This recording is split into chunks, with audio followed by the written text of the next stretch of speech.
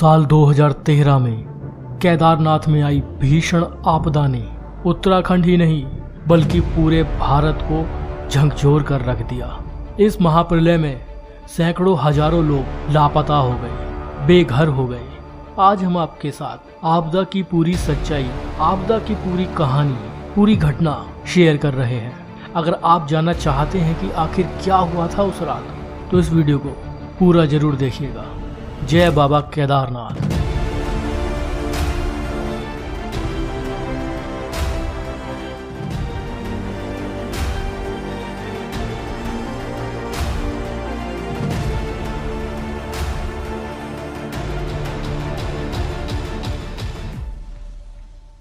चौदह मई 2013 इस साल भी बाबा केदारनाथ धाम के कपाट धूमधाम के साथ खोले गए। लोगों में वही उत्साह, वही उमंग थी।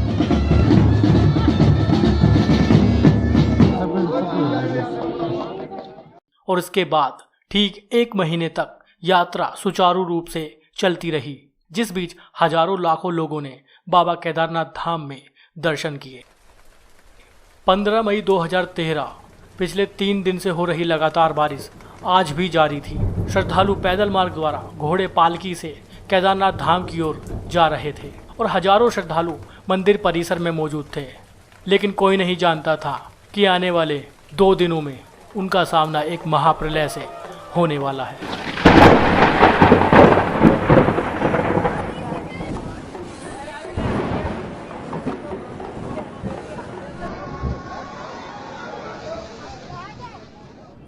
पंद्रह जून 2013 से केदारनाथ घाटी में भारी बारिश शुरू हो गई थी। ऐसी बारिश वहां के लोगों ने पहले कभी नहीं देखी थी। 16 जून को भी बारिश जारी रही। इस दौरान केदारनाथ के आसपास के पहाड़ों पर झीलों में भारी मात्रा में पानी भर गया था और ग्लेशियर भी पिघलने लगे थे। केदारनाथ में तीर्थ यात्रियों, पुजारियों समेत अन्य लोगों की भीड़ भरी हुई थी और वे बारिश रुकने का इंतजार कर रहे थे। लेकिन किसी को यह खबर नहीं थी कि 16 जून की शाम को आखिर क्या होने वाला है।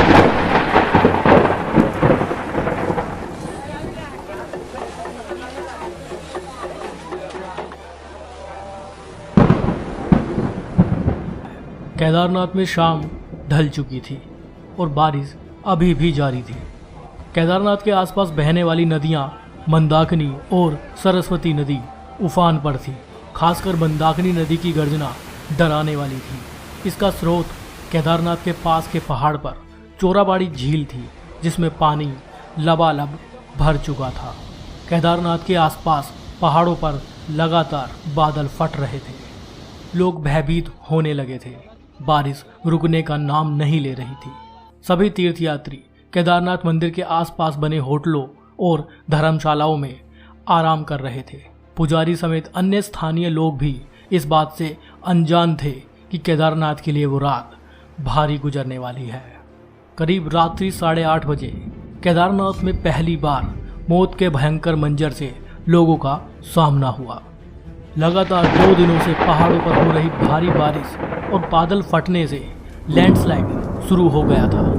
केदारनाथ में 16 जून 2013 की रात में करीब 8:30 बजे जोरदार लैंडस्लाइड हुआ और मलबे के साथ पहाड़ों में जमी भारी मात्रा में पानी तेज रफ्तार से केदारनाथ घाटी की तरफ बढ़ा और बस्ती को छूता हुआ गुजर गया।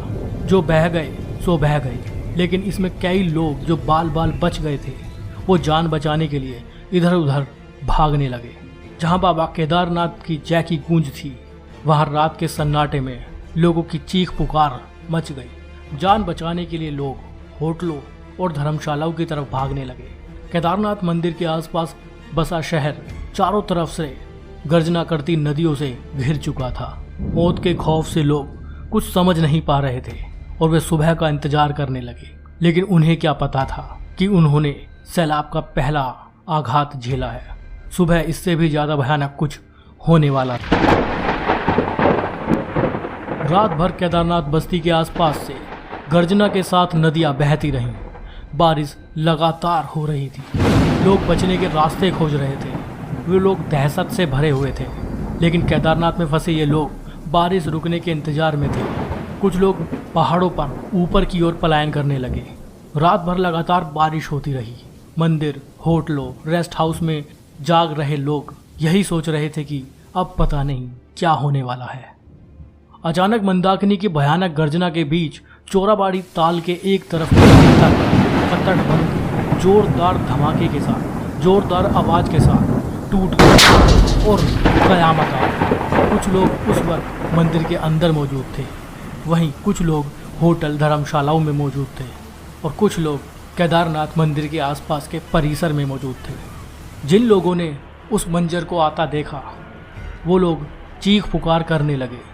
ताल का सारा पानी मलबा, पत्थर, बड़ी बड़ी चट्टानों के साथ तेज गति से बहता हुआ केदारनाथ बस्ती की ओर तहस नहस करता हुआ होटलों, घरों, रेस्ट हाउस, दुकानों को मिट्टी में मिलाता निकल गया और पीछे से सैकड़ों मौतों का ऐसा मंजर छोड़ गया जिसको देखने वालों की रूह कांप गई। करीब 40 किलोमीटर प्रति घंटे की रफ्तार से 100 मीटर ऊंची पानी की लहरों में बड़ी बड़ी चट्टानें थीं। इस सैलाब में कई रेस्ट हाउस, होटल बह गए और यह अपने साथ कई लोगों को बहा कर ले गया। केदारनाथ धाम में किस्मत से जिंदा बच गए लोगों के कई रिश्तेदार सैलाब में उनकी आंखों के सामने बह गए। इनमें से कईयों का आज तक भी पता नहीं चल पाया है। कुछ ही मिनटों में केदारनाथ बस्ती में मकानों की जगह पत्थर का मलबा इकट्ठा हो चुका था।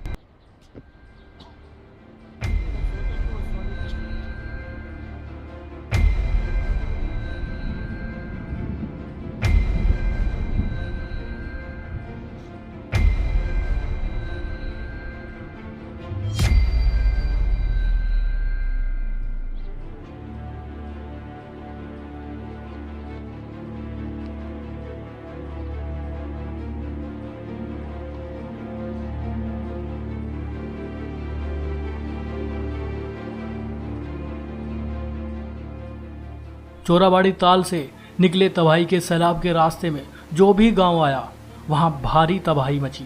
रामबाड़ा और गौरीकुंड के इलाकों में जान माल का भारी नुकसान हुआ। रामबाड़ा में उस दौरान 5 से 6 हजार लोग मौजूद थे जिनका नामो निशान नहीं रहा। 5 से 10 मिनट में केदारनाथ धाम मिट्टी में मिल गया। आंखों के सामने जिगर के टुकड़े बहते चले गए और सैलाब में ओझल हो गए।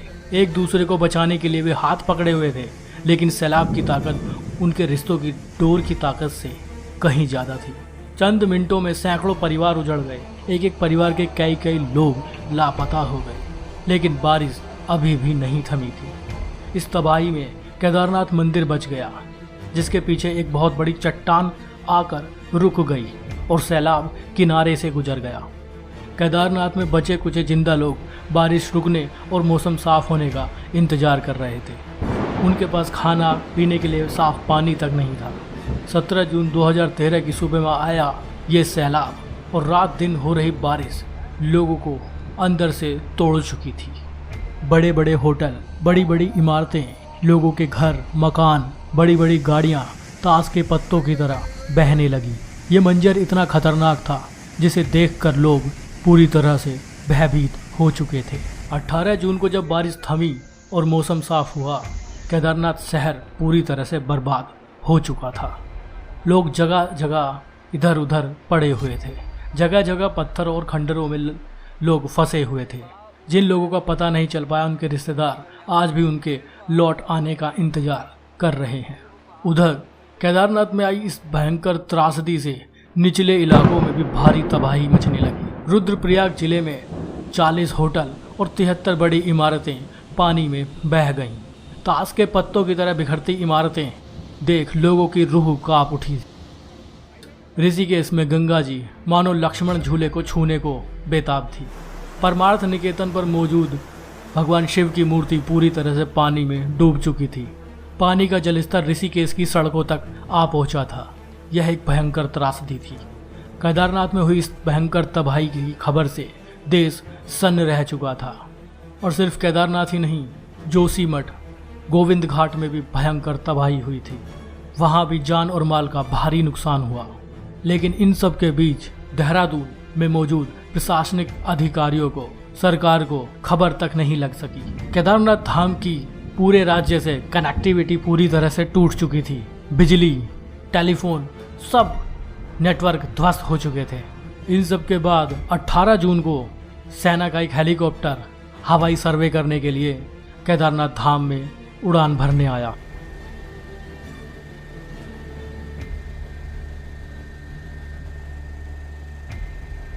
पहले वे इस मंजर को देखकर विश्वास नहीं कर रहे थे। उन्होंने देखा कि रामबाड़ा तो पूरी तरह से तबाह हो चुका था। रास्ते जगह जगह से टूट चुके थे। केदारनाथ धाम में मची इस भारी तबाही को देखकर शासन और प्रशासन भी सन्न रह गया। वे समझ चुके थे कि तबाही बहुत बड़े पैमाने पर हुई है। लोग जगह जगह फंस चुके थे। रास्ते भी जगह जगह से टूट चुके थे। लोग पहाड़ पर ऊपर की ओर पलायन कर रहे थे। जान बचाने का सिर्फ एक यही रास्ता उनके पास मौजूद था। घर जाएगी नहीं जाएगी।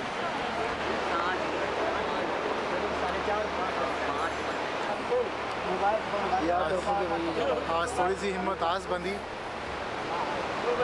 ये नज़ारा यार।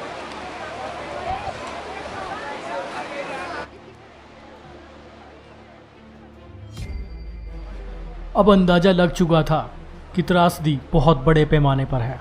लोग जहां तहां पहाड़ों पर भूखे प्यासे 3 दिन से फंसे हुए हैं। वायुसेना ने पहले लोगों तक खाने के पैकेट पहुंचाना शुरू किया।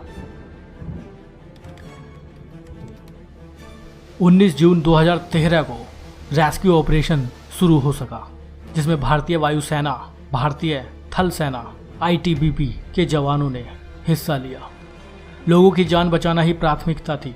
हेलीकॉप्टर के जरिए लोगों को केदारनाथ धाम से सुरक्षित स्थान गुप्त काशी व अन्य स्थानों पर ले जाना शुरू किया गया।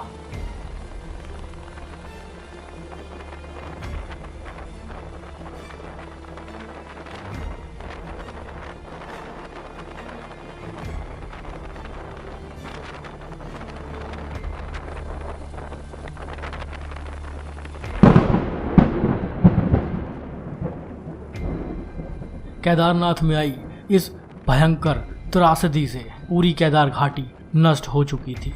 कुछ चंद लोग ही जिंदा रह पाए थे। NDRF, भारतीय सेना ने मिलकर हजारों लोगों को रेस्क्यू किया, लेकिन उनसे कहीं ज़्यादा कई हजार लोग इस सैलाब में बह चुके थे। बताया जाता है कि इसमें 12,000 से ज़्यादा लोग मारे गए। सरकारी आंकड़े 4,000 से ज़्यादा मौत की गवाही देते हैं। त्रासदी के कई महीनों बाद भी केदारनाथ के आसपास के इलाकों से मिले कंकाल भी बताते हैं कि वो प्रलय का मंजर कितना भयानक रहा होगा। केदारनाथ त्रासदी को अब 8 साल बीत चुके हैं। केदारनाथ धाम में बहुत बड़े स्तर पर विकास कार्य किया जा रहा है। 2013 में इस भयंकर आपदा से, इस भयंकर त्रासदी से जान माल का बहुत बड़ा नुकसान हुआ। उसकी भरपाई कर पाना असंभव है, लेकिन अब केदारनाथ धाम को उस सुरक्षित तरीके से तैयार किया जा रहा है कि भविष्य में अगर इस तरह की घटना होती है तो केदारनाथ धाम और वहाँ मौजूद लोगों को नुकसान न पहुँचे। जय भोलेनाथ, जय बाबा केदारनाथ।